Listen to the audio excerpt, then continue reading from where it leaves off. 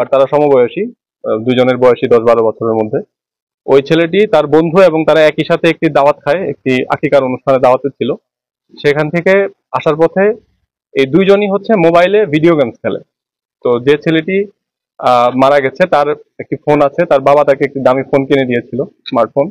তো ওই ফোনে ভিডিও গেমস খেলা নিয়ে দুই বন্ধুর মধ্যে ঝগড়া, এবং সেটির সূত্র ধরেই একজন আরেকজনকে মাথায় ইটের টুকরা দিয়ে আঘাত করে, এবং ফলে ওই ছেলেটি যে আবিদ, সে মারা যায়।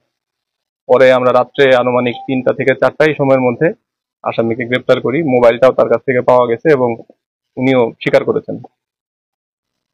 তার সাথে কি আর কেউ ছিল?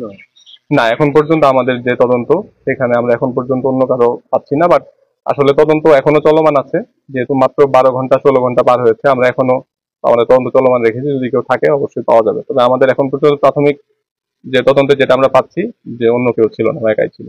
ওই স্থানীয়দের দাবি যে এর সাথে বড় কেউ জড়িত আছে। আচ্ছা, এটা আসলে একটা, যখন ছোট বাচ্চা যেহেতু এরকম একটা দুর্ঘটনা হয়েছে, মানুষের দাবি থাকাটা খুবই স্বাভাবিক এবং সন্দেহ থাকাটাও স্বাভাবিক।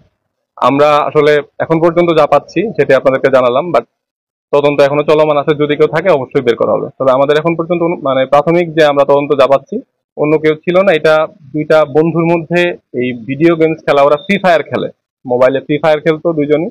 এই ফ্রি ফায়ার খেলা নিয়ে দুইজনের মধ্যে দ্বন্দ্ব, মারামারি, এবং আসলে অন স্পটে হঠাৎ করেই ঘটনাটি ঘটেছে। এটি কোনো পূর্ব পরিকল্পিত ঘটনা বলে আমাদের কাছে এখন পর্যন্ত মনে হয়নি। সাইকেলটা আমরা দেখেছি যে বাস এবং সাইকেলের দূরত্বটা কিন্তু অনেক।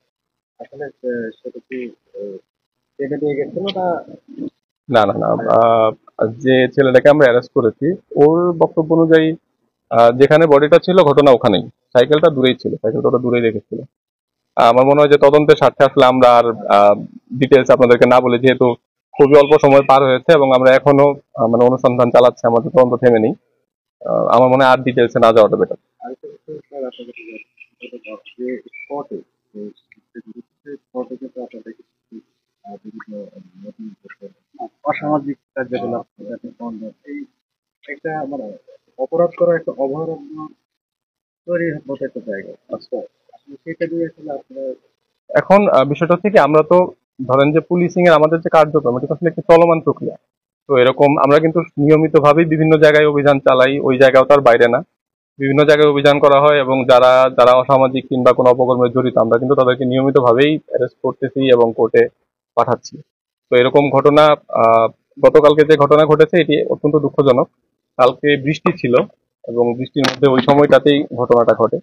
বাট আপনারা যে বিষয়গুলো বললেন, আমরা এগুলো নিয়মিত নজরদারি রাখি, ঘটনা ঘটে এবং আমরাও বিভিন্ন সময় তাদের বিরুদ্ধে ব্যবস্থা নিই এবং ব্যবস্থা নিয়ে আইনের মাধ্যমে যা যা করা যায় আমরা করি।